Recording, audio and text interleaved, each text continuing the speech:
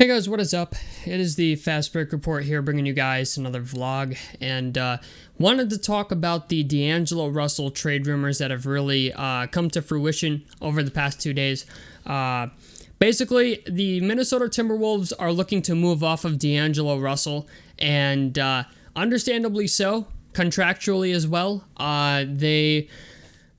D'Angelo Russell only has 1 year left on his contract. It's worth $31.3 million. And not for nothing, but Minnesota is not exactly like the number one destination on everybody's free agency list. So I understand why Minnesota may want to move D'Angelo Russell before his contract expires. They have to get something for his contract, or at least something for him before his contract expires, and they get nothing at all. Now, just a quick drop here. The first team that came to my mind when I thought about this or heard about this was the Orlando Magic.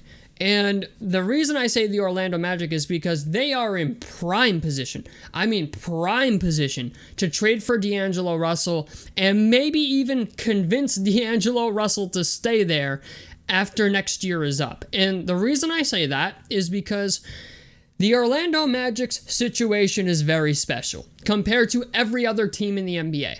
The reason I say that is because they've got 3 point guards on their roster. Okay, they have Cole Anthony, who is most likely going to be the guy the Minnesota Timberwolves want in exchange for D'Angelo Russell. They have Markelle Fultz, and they have Jalen Suggs, who they took in the draft last year.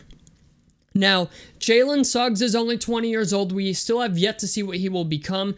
Markelle Fultz is a solid player at this point in his career. I mean, don't get me wrong, he's not like box office, but, he's a solid player. Cole Anthony, to me, is arguably, or I don't even think it's arguable, I think he's easily the best player out of those 3 players who plays the point guard position.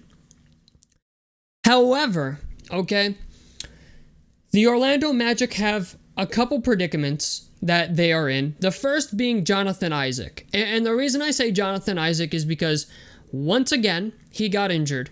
His first year in the league, Jonathan Isaac only played 27 games. He started for 10 of them.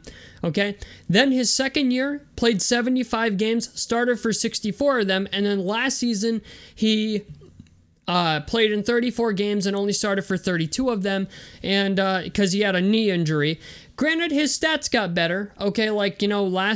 This past season, he averaged 11 points a game, or basically 12 points a game, 2.3 blocks, 1.6 steals, great defensive player, almost 7 rebounds, 77% from the free throw line, 34% from 3, 47% from the field. He's a solid player, but I just don't know if he's going to be the guy you want to lay your hat on in the future, And the reason I say that is because while Jonathan Isaac is a solid player, it's obvious at this point, like, he's injury prone. Like, he's a dude that can get injured very easily. And his contract has another 2 years on it after this upcoming season. And if I'm Orlando and I can move off of that contract in Jonathan Isaac, but I can also move off of Terrence Ross in order to get D'Angelo Russell, I do it. And the reason I say that is because, so if we're being, just to be clear, the trade that I had in mind that makes most sense to me is Cole Anthony, Jonathan Isaac, and Terrence Ross to the Timberwolves for D'Angelo Russell, I know it sounds like the Magic are giving up a lot, and they are, but, you get rid of those guys, you get rid of Jonathan Isaac's contract that, you would have to pay for another 2 years, and you don't know what he's going to become or if he'll even fucking play. Knee injuries in the NBA are not something to really fuck with. It's not something you want to play with. So I'd understand why they'd want to move on from him contractually and from an injury standpoint.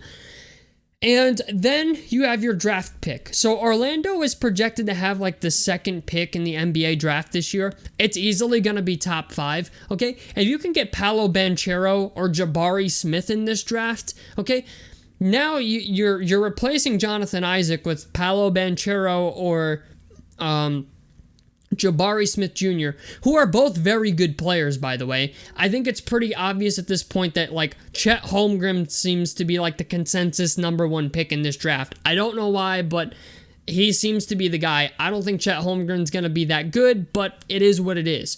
So you can get Paolo Banchero or Jabari Smith. Then you can go into free agency and sign some more guys. Because, I mean, you can start D'Angelo Russell at point guard and put, Jalen Suggs next to him, Jabari Smith. Maybe you go out and sign a guy in free agency to play shooting guard or small forward or whatever.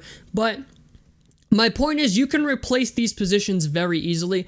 And Terrence Ross's contract was expiring anyway. So it's like, I think Terrence Ross is like in his 30s. I mean, I don't really know what Terrence Ross's market value is going to be. So you might as well move him.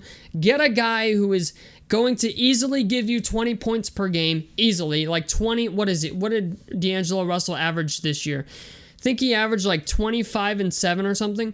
He 18 points a game, 3 rebounds and 7 assists. Okay, so still, 18 and 7 from your starting point guard's not bad. And if he plays for Orlando, it'll probably be something more in the area of like,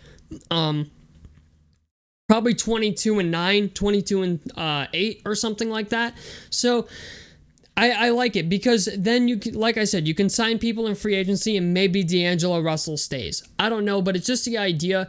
A lot of the other teams that could make a move for D'Angelo Russell, I look at the Clippers and it's like, are the Timberwolves really going to want Reggie Jackson and Norman Powell for D'Angelo Russell? Probably not. They're going to want a point guard in return.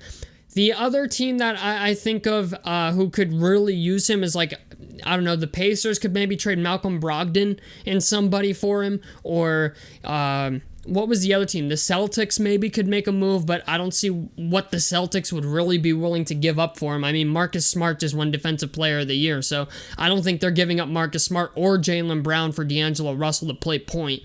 So all I'm saying is Orlando seems to make the most sense here. Now, even if D'Angelo Russell doesn't stay in Orlando and they make that trade, you're free of all the cap space. I mean, you can sign somebody. Orlando, you're in Orlando, Florida. Orlando is a very nice destination. They just don't have a team that wins. And even then, you could free up cap space and dump a shit ton of money into some free agent, and I'm sure somebody will come there if you write an amount high enough on the check. So I don't know, man. We'll have to wait and see what happens, but to me, Orlando makes the most sense because they could trade away Cole Anthony, Jonathan Isaac, and Terrence Ross and easily recover from it. And recover from it probably better than most other teams could, trading away their assets to get D'Angelo Russell. So that's why I say that. It's just, for me, Cole Anthony, Isaac, and Ross for D'Angelo Russell. When you can draft whoever you want in the draft, you have a top 5 pick, you can go into free agency, sign somebody. It just, to me, the Orlando Magic are like in the prime position to get D'Angelo Russell on their roster. So anyway, guys, that's it for me. Tell me what you guys think about this down below in the comment section below. A like helps me out. Subscribe if you guys want to see more on the Fast Break Report. And out of this motherfucker. Peace, guys.